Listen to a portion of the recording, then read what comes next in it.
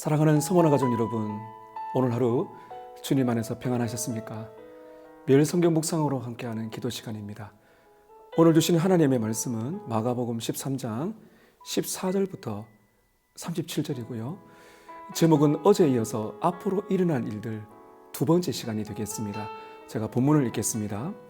멸망에 가정한 것이 서지 못할 곳에 선 것을 보거든 잃는 자는 깨달을진저 그때 유대에 있는 자들은 산으로 도망할지어다. 지붕 위에 있는 자는 내려가지도 말고 집에 있는 무엇을 가지러 들어가지도 말며 밭에 있는 자는 겉옷을 가지러 뒤로 돌이키지 말지어다. 그날에는 아이벤 자들과 젖먹이는 자들에게 화가 있으리로다. 이 일이 겨울에 일어나지 않도록 기도하라. 이는 그날이 환난의 날이 되겠음이라. 하나님께서 창조하신 시초부터 지금까지 이런 환난이 없었고 후에도 없으리라. 만일 주께서 그 날들을 감하지 아니하셨더라면 모든 육체가 구원을 얻지 못할 것이거늘 자기가 택하신 자들을 위하여 그 날들을 감하셨느니라.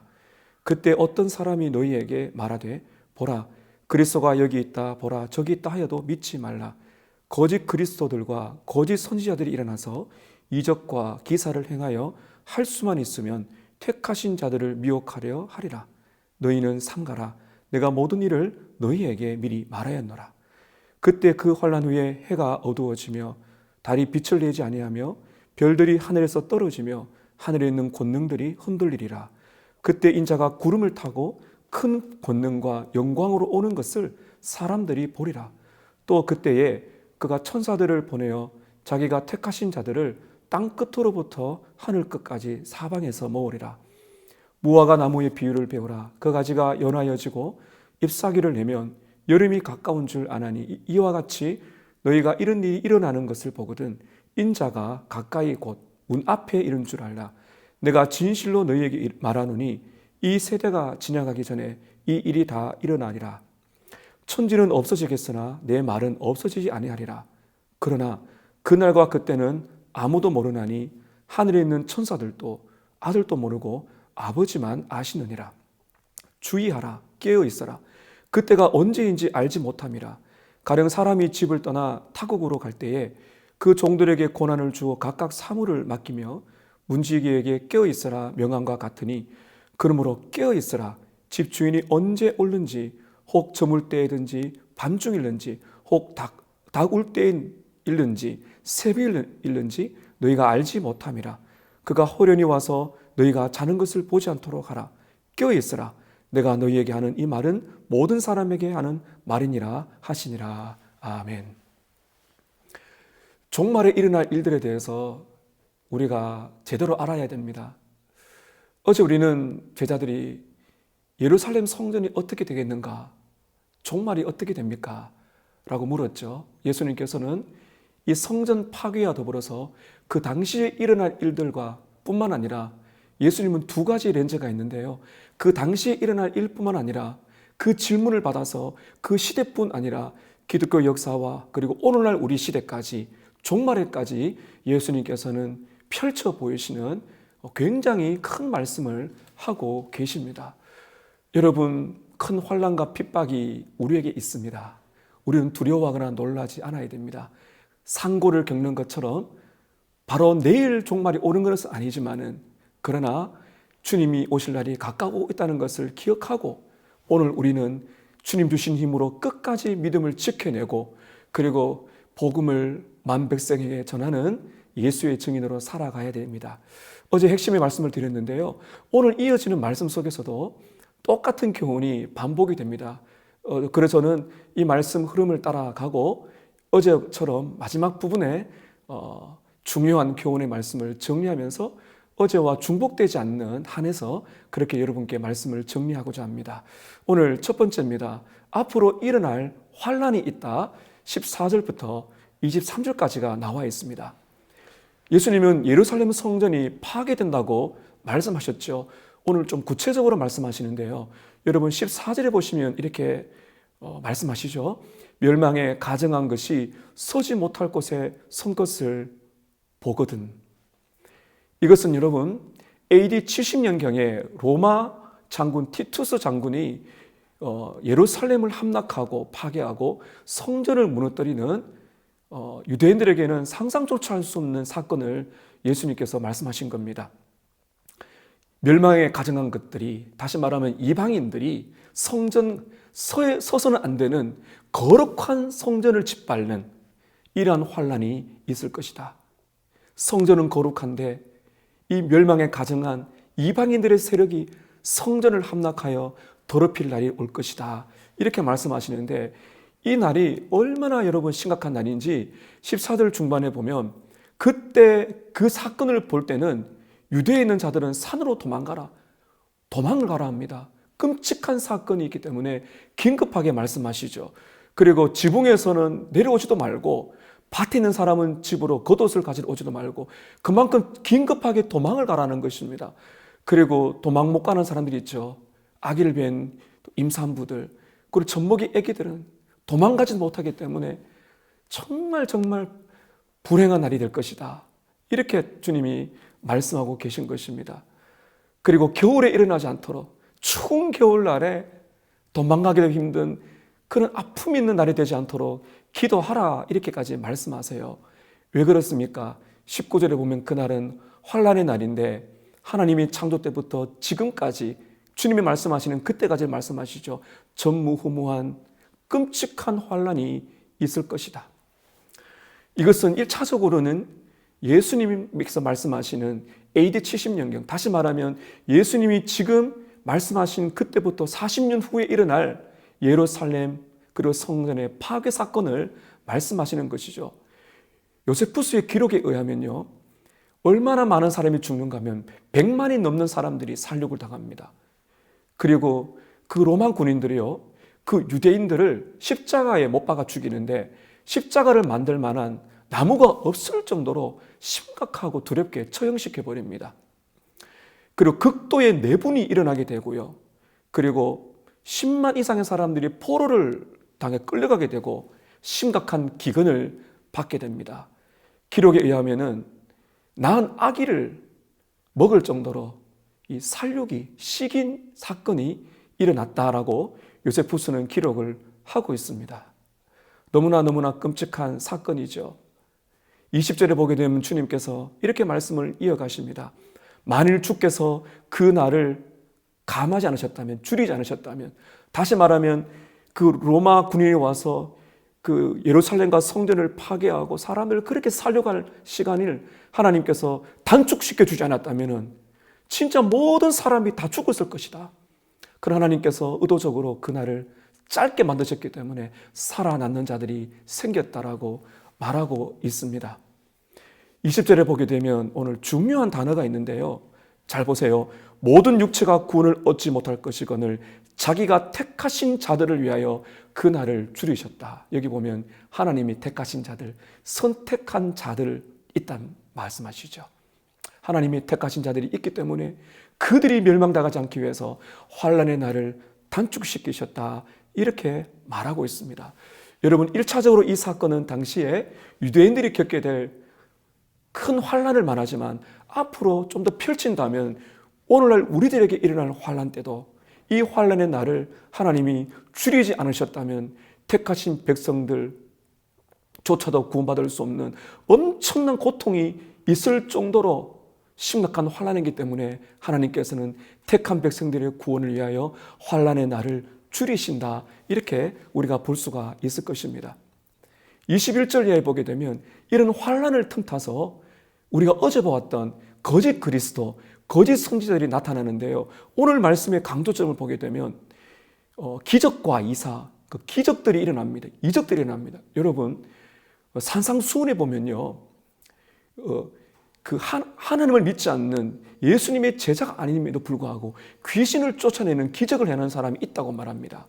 기적을 행한다고 해서, 이적과 그런 사람이 깜짝 놀랄만한 일이 있다고 해서 다 하나님의 역사가 아니에요. 사탄의 역사도 있다는 것을 주님께서 말씀하고 계신 것입니다. 그리고 주님이 이렇게 말씀하시죠.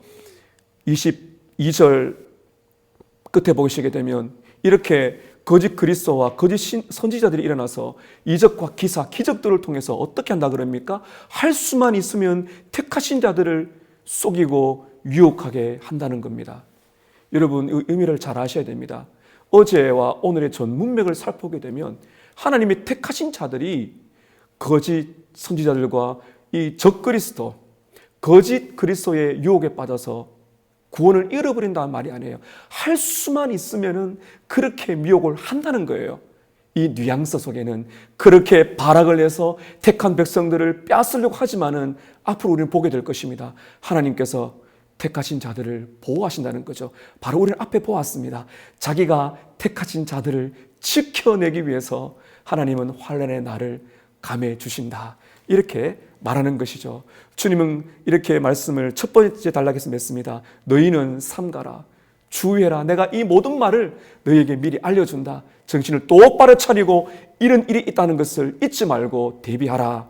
여기까지 말씀을 우리가 정리해 본다면 반드시 큰 환난이 있다는 것과 그리고 택한 백성들을 미혹하는 세력이 있다는 것과 그럼에도 불구하고 하나님께서는 택한 자들을 지키시고 구원하신다는 것이죠.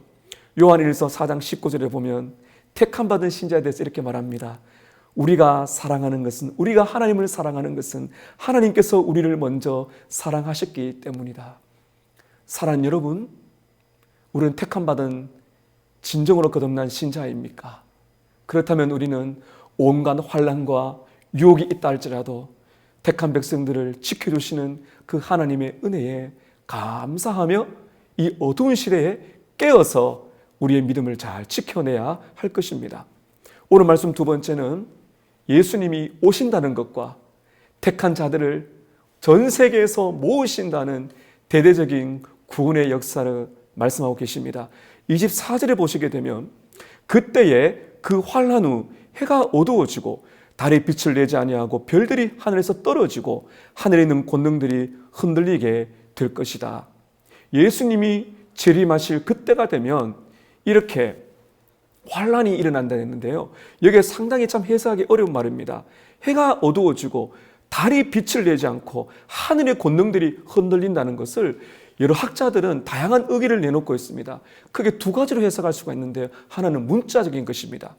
우주적인 대격변이 일어나게 될 것이다. 실제적으로 해가 빛을 잃고 달이 어두워지고 수많은 별들이 흔들리게 되는 이 전 우주적인 격변이 있을 것이라고 보는 관점과 또 하나는 이것은 비유적이라는 것이죠. 광범위한 하나님의 심판이다. 구약에 보게 되면 해가 빛을 잃는다. 또 달이 어두워진다. 이런 별들이 흔들린다. 이런 것은 하나님의 심판을 강조하는 비유적인 표현으로 쓰인 것이 많습니다. 우리는 정확하게 알 수가 없지만 확실한 것은 무엇입니까? 주님이 오시기 전에는 이 전 세계를 흔드는 엄청난 환난이 오게 될 것이라는 것은 확실하다고 예수님께서 말씀해 주고 계시는 것이죠. 그때에 어떤 일이 일어나게 됩니까? 여러분 26절입니다. 그때에 인자가 구름을 타고 올 것이다.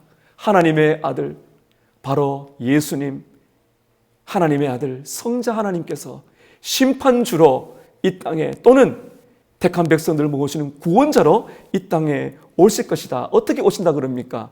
인자가 구름을 타고 큰 권능과 영광으로 올 것이다.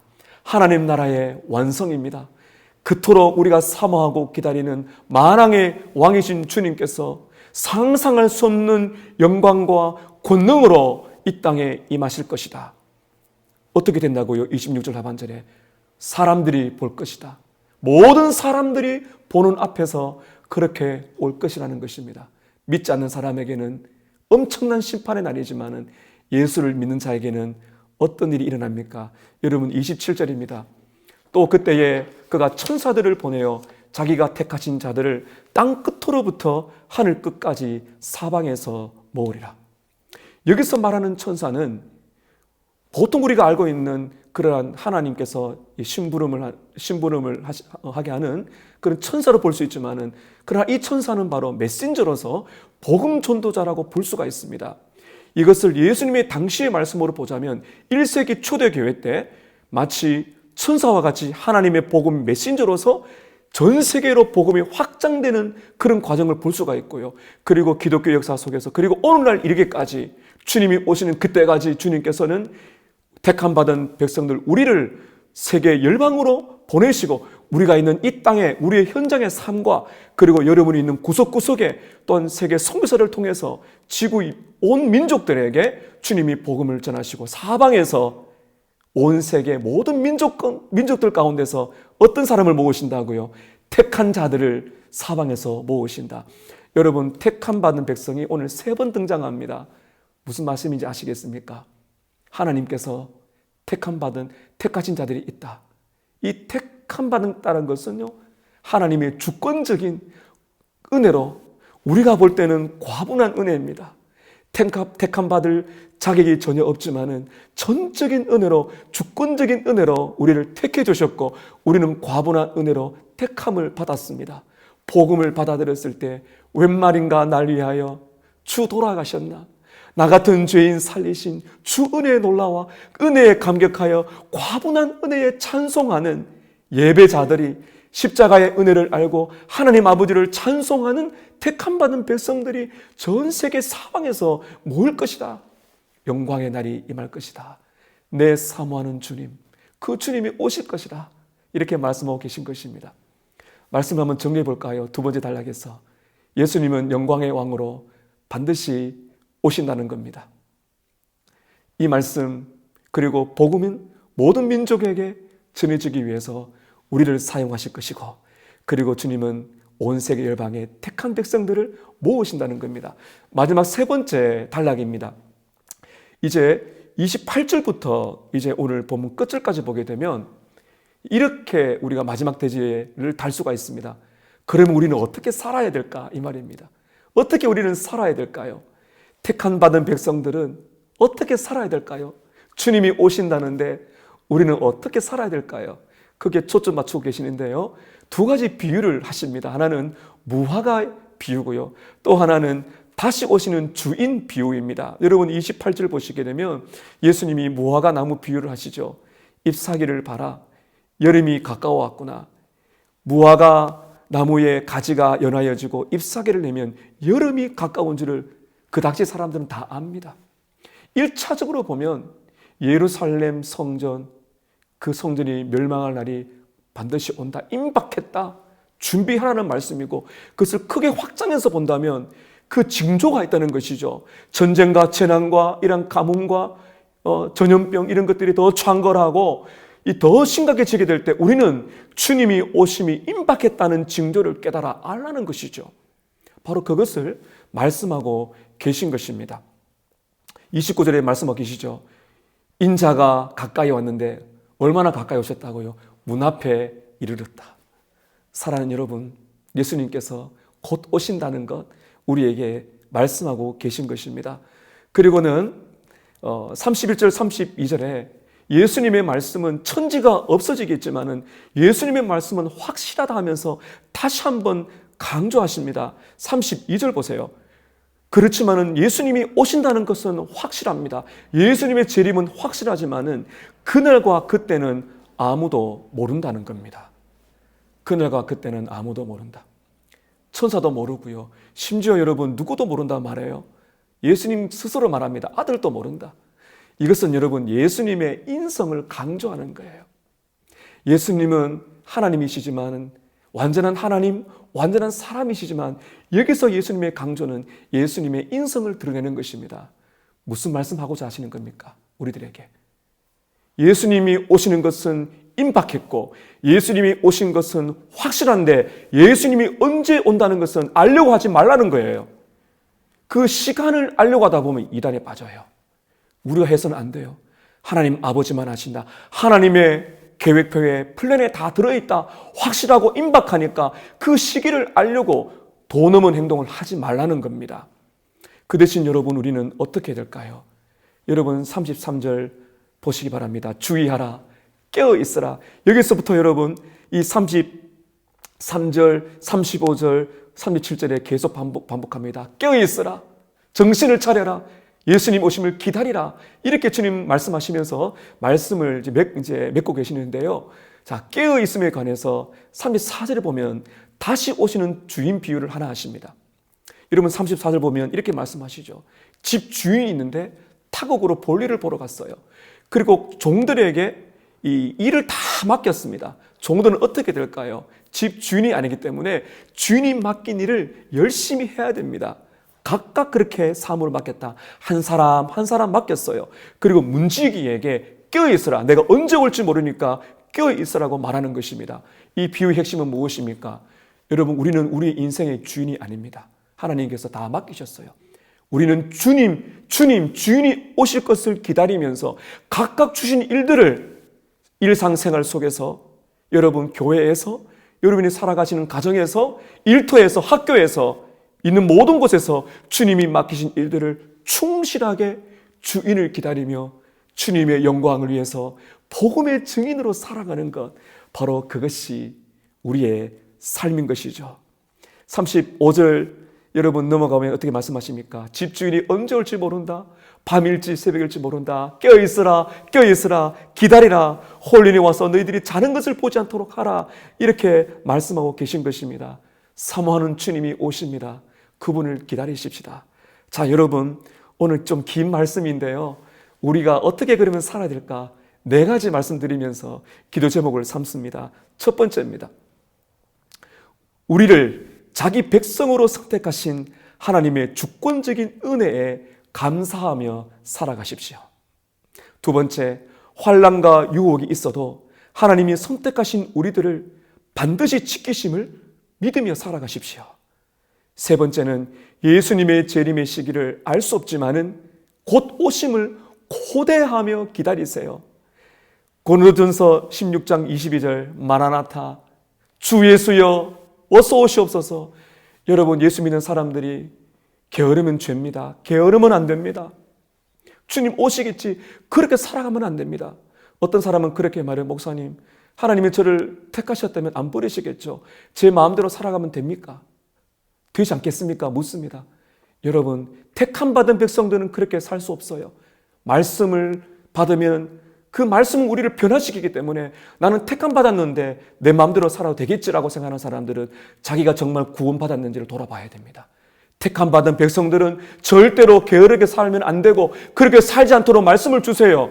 여러분, 그래서 우리는 마라나타, 주 예수여 어서 오시옵소서, 주님을 기다리는 고대하는 마음으로 살아가야 됩니다. 네 번째, 영광의 왕으로 오실 예수님을 기다리며 주어진 하루를 일상에서 예수의 증인으로 살아가시기를 바랍니다. 이 환난의 때에, 이 재난의 때에 여러분 불평과 원망을 내려놓으시고 오늘 주님 주신 말씀 붙들고 오늘 일상 속에서 예수를 기다리며 오늘을 믿음으로 살아내시는 예수의 증인 되시기를 주님의 이름으로 축복합니다. 주신 말씀 가지고 합심하여 기도하겠습니다.